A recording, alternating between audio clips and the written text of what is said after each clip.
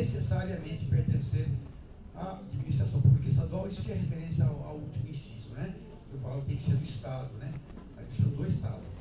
É o que consta da previsão legal, certamente fundada no interesse maior da atuação do servidor afastado junto à sua própria unidade federativa.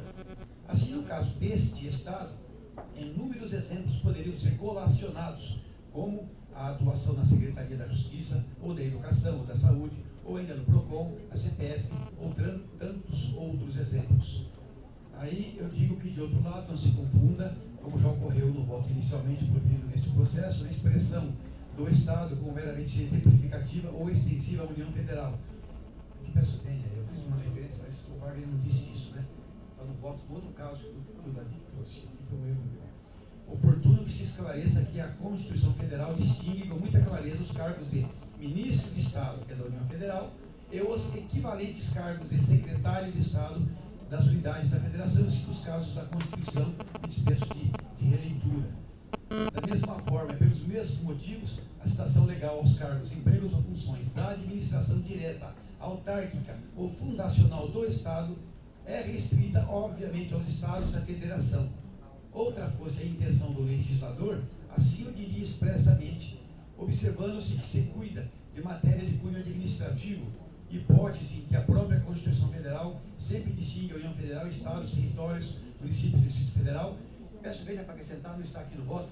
Eu fiz no outro caso, no voto do outro caso, eu esqueci de colocar aqui, que a Lei 10.261, que é o Estatuto do Servidor Público Estadual, também tem os dispositivos sobre o afastamento que é de autorização do governador, em que ele vai dizer expressamente, quando é para a União Federal e para estados ou municípios, ele vai colocar expressamente. Bem, aqui eu também já disse isso no outro voto, né? O Estado, quando entendido no aspecto administrativo mais amplo, é então denominado República Federativa, como consta na Carta Magna. De outro lado, em muitos outros dispositivos constitucionais, o vocábulo Estado tem conotação abstrata, não se referindo à divisão administrativa, como, por exemplo, as garantias constitucionais que asseveram que o Estado prestará assistência jurídica integral, ou ainda, o Estado indenizará o condenado por erro judiciário. Não é a este Estado que se podem deslocar servidores públicos. Merece citação para demonstrar a fundamentação ora alinhada, o quanto preceitua a Lei 10.261, eu citei aqui sim, de passagem só, eu não sabia que está aqui sim. O artigo 81, em que fala que cabe afastamento, e ele vai citar aqui, né, junto a poderes do Estado, fundações instituídas pelo Estado, ou empresas em que o Estado tem a participação majoritária pela sua administração centralizada ou descentralizada, bem como junto a órgãos da administração direta da União, de outros estados e municípios e de suas autarquias. Como se vê com meridiana clareza, a lei refere-se ao Estado como unidade da Federação. Quando o objetivo é distinto, a própria lei se expressa com clareza, assinalando órgãos da administração da União, de outros estados, de municípios. Então, não existe embasamento legal para pretender-se que a referência a cargos da administração do Estado, citada na Lei 988, englobe a União Federal ou mesmo os municípios. Outro sim há que se registrar. O interessado declara que, palavras dele, a cessão pode ser realizada com prejuízo dos vencimentos. E acrescenta, palavras dele, utilizando-me da previsão legal relativa a mandato eletivo e a cargo de secretário de Estado, concordo com a suspensão do estágio probatório e que não, acho que ele quer dizer, o que não haverá prejuízos para a unidade na qual estou lotado. Folha 17. Com tais declarações, é-se presumir que o interessado busque fundamentar seu pedido na ausência de prejuízo para a Defensoria Pública por dispensar os vencimentos deste órgão, bem como esteja, de certa forma, entendendo o afastamento pretendido como análogo a outras hipóteses contempladas na Lei 988, a saber, o afastamento para exercício de cargos eletivos e o afastamento para o cargo de secretário de Estado. Evidentemente equivocadas as ponderações. A faculdade de condicionar o Conselho Superior, o afastamento à percepção ou não dos vencimentos, se refere à previsão contida nos incisos 1 a 5 do artigo 150 da Lei 988, nenhum deles aplicável ao presente pedido.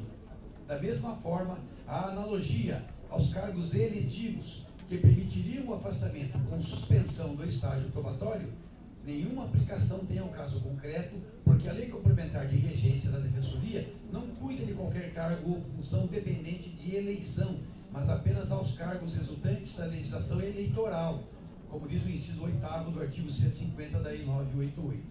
Com isso, não interessa ao caso concreto a importância do cargo assumido pelo defensor público na Secretaria da Presidência da República, ainda que a serviço de Sua Excelência, a Senhora Presidenta da República. Razão pela qual não comportam apreciação os fundamentos expedidos sobre a relevância da função, exaustivamente sustentados no requerimento. Não obstante, merece reflexão a declaração subscrita pelo ilustre defensor público coordenador do CAN, na Regional ABCD da Defensoria Pública. Assevera o senhor coordenador local do CAN, a título de concordância com o pretendido afastamento, que a unidade de Mauá, em que o interessado exerce seu mistério de agente de defensoria psicólogo, que o afastamento não causará prejuízo à unidade. Diz que referida unidade também conta com uma agente de defensoria da área do serviço social, que poderia perfeitamente, sem prejuízo para os trabalhos desenvolvidos na unidade, substituir o interessado psicólogo em todos os seus afastamentos, inclusive nesse prazo de 3 anos em que o interessado pleiteia o afastamento. Merece reflexão essa manifestação de concordância. A Defensoria, como instituição, desde seus primórdios, bateu-se incansavelmente pela prestação do atendimento multidisciplinar aos usuários, consoante expressa previsão da Lei 988. Depois de muito esforço, acabou por conseguir fixar para quase todas as unidades um grupo mínimo de trabalho multidisciplinar, ou seja, um profissional da área de psicologia e um profissional da área do serviço social. É o mínimo do mínimo. Poderia a unidade da cidade de Mauá, que conta com população de quase 450 mil habitantes, é a 11ª do estado e a 50ª do país, abrir mão do único psicólogo, sem prejuízo aos assistidos ou usuários, pelo prazo de 3 anos? Parece urgente que seja revisto esse procedimento, em que o coordenador local muitas vezes apresenta manifestação de concordância fora da realidade, como parece evidente no presente caso. Por sinal, é de se acentuar que no presente caso, o interessado deixou ainda de juntar a manifestação de autorização da CGA, exigida pela deliberação 183. Por fim, no campo da legalidade aplicável ao caso concreto ora em discussão, merecem expressa menção ainda os artigos 9º, 24 e 25 da Lei Complementar de Regência.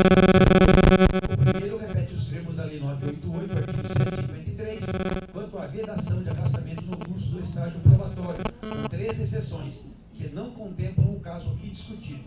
O segundo dispositivo diz expressamente que para os afastamentos do servidor da Defensoria Paulista, aplica-se a Lei 988.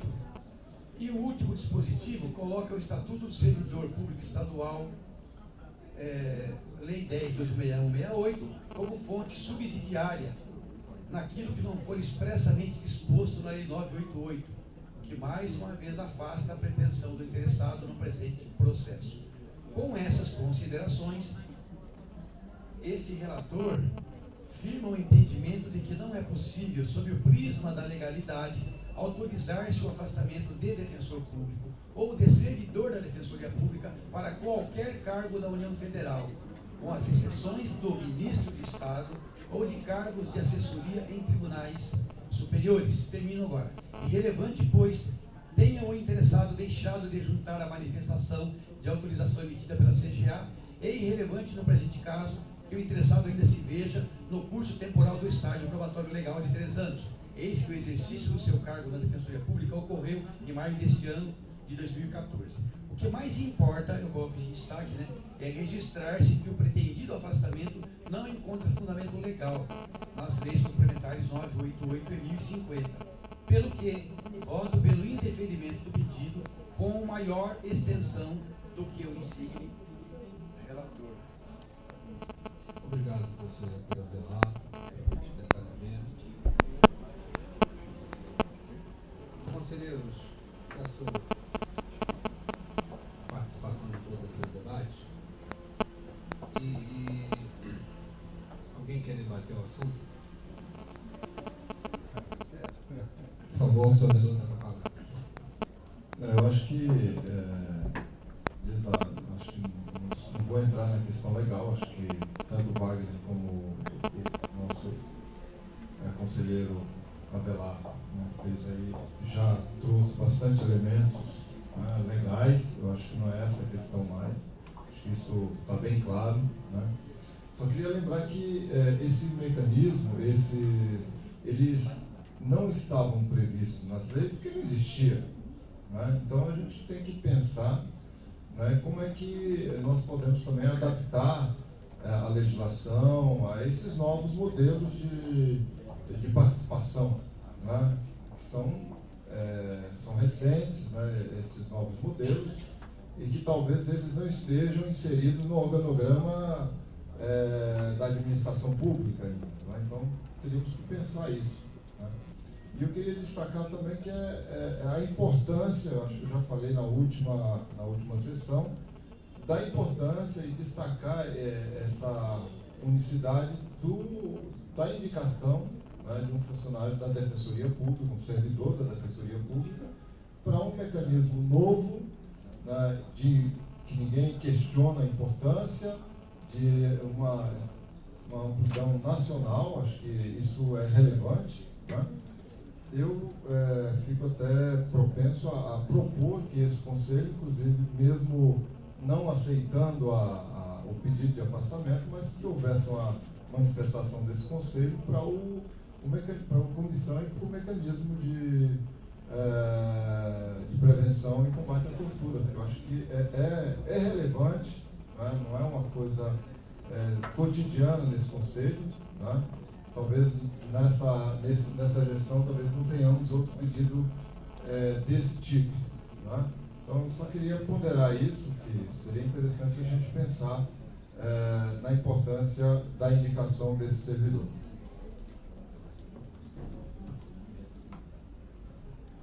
Conselheiro Rafael Bessa. Eu entendo a importância da função e também a gente não vai discutir a competência do servidor, mas da forma como o pedido foi feito, fundamento legal, eu não vejo como viabilizar legalmente o afastamento do servidor. E pensando também nessa questão legal do porquê a nossa lei estabeleceu essa vedação do afastamento para quem está em estágio probatório, eu vejo uma razão lógica nisso. Esse afastamento do inciso 3º ele permite que o defensor, e aí ou o servidor por analogia ou por aplicação da própria lei de servidores, permite que o defensor ou servidor exerça outro cargo, emprego ou função com atribuições que guardem afinidade com as da Defensoria Pública do Estado, na administração direta, autárquica e fundacional do Estado.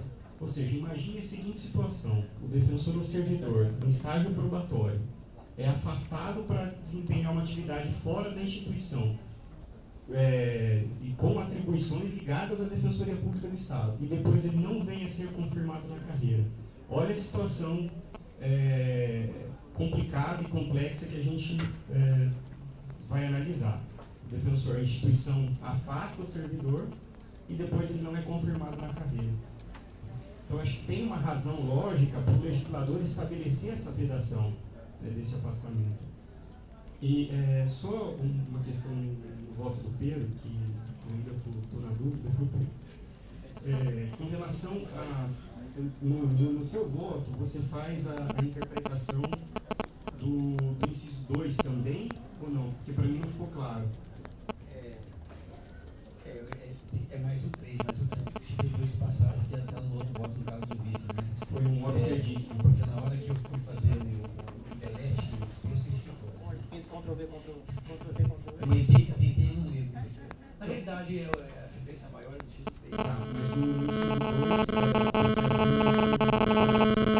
É porque no contexto geral, eu já tinha falado lá, né? Eu vou sustentar que não cabe qualquer afastamento. Então, eu sou cara falando 2 também. Que não cabe qualquer afastamento que não seja de ministro, de secretário de Estado, que nesse caso é estadual, no meu entendimento, ou então de qualquer outro cargo que seja para o Estado. Esse seria outro cargo, mas não para o Estado, é para a União. Então, mas aí então no seu voto você coloca que esse secretário de Estado teria que ser do Estado de São Paulo. Estado de São Paulo.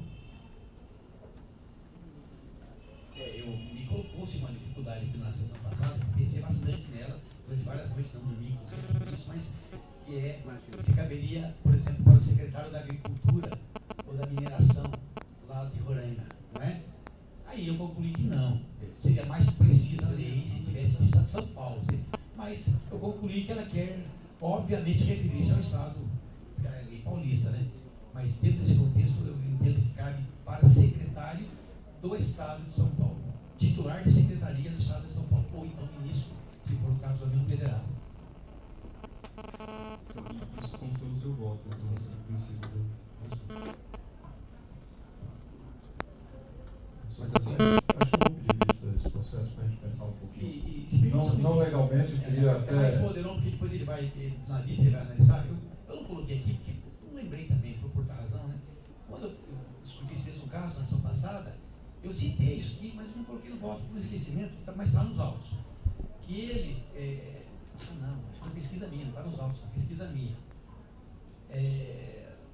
Existe um projeto em São Paulo para a instituição do mesmo mecanismo, mas de âmbito estadual.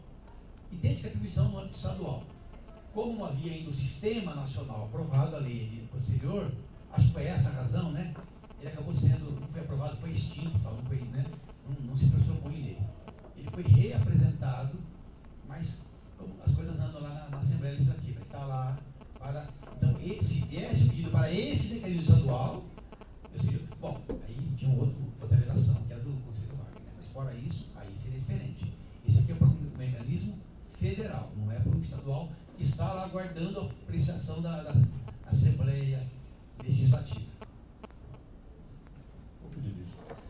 Vista concedida à reitoria. Chegou aí? Finalizado as inversões, eu consulto os conselheiros, temos estágio probatório pronto para voto. Fernanda Costa. CGDP, CAEP 111/2013, Fernanda Costa Teixeira. Estágio probatório, conselheiro Horácio Xavier Franco Neto, com a palavra. Senhor presidente, até para adotar aqui o procedimento mais sumário, não tem nenhum apontamento relevante no relatório, não tem nenhum conselheiro impedido, e eu estou votando aí pela continuidade do estágio probatório. Aqueles que concordam, permaneçam como estão. Aprovado o estágio probatório da Defensora Pública Fernanda Costa Teixeira. CGDP, CAEP 074/2013. Interessada Maria Carolina Pereira Magalhães. Estágio probatório, conselheiro Lourdes Napolitano, com a palavra.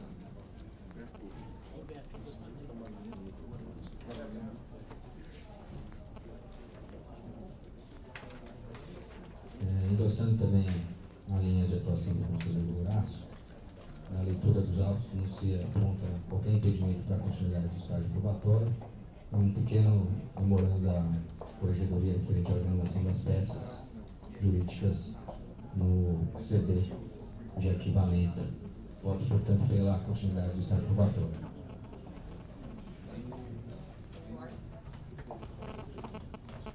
Bem, obrigado, conselheiro Napolitano. Aqueles que concordam com o encaminhamento, permaneçam como estão.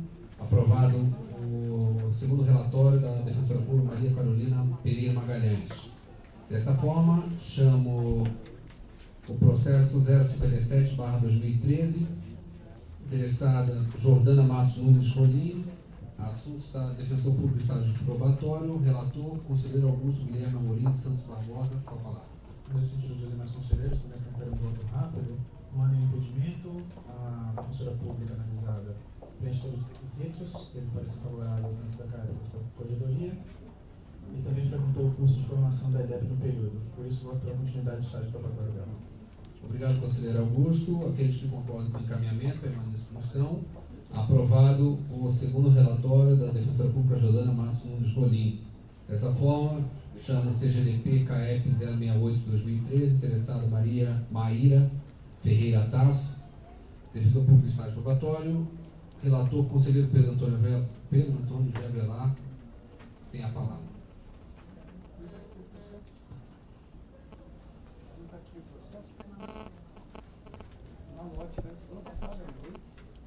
tenho voto aqui absolutamente normal, sem impedimento, pela aprovação e continuidade, segundo o relatório. Só que usar o seu bandeira por malote. Gente, será que ela na Velha Oeste está com problema no malote? É logo ali, né? Aqueles que Concordo com o encaminhamento dado pelo conselheiro Pedro Gonçalves de Avelar, permanece como estão. Aprovado o segundo relatório da Defensora Pública Maíra Ferreira Tasso. O do Alexandre Ossi está aqui comigo. Tá. Pelo menos tem. Chama o processo CGDP CAEP número 040/2013, segundo relatório, interessado Felipe Amorim Principessa, assunto defensor público em estágio probatório, relator conselheiro Alexandre Ossi Neto, com a palavra o conselheiro Horácio Xavier Neto.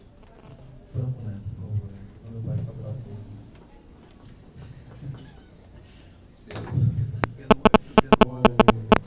Não tem nenhum apontamento, nenhum conselheiro pedido e ele volta pela continuidade do estado do voto. Obrigado, conselheiro. Aqueles que concordam com o encaminhamento, permaneçam como estão. Aprovado o segundo relatório, defensor público Felipe Amorim Principessa. Aprovado. Não, vamos só confirmando a aprovação. Dessa forma, encerramos a 402ª sessão do Conselho Superior de Defensoria Pública do Estado de São Paulo. Obrigado a todos.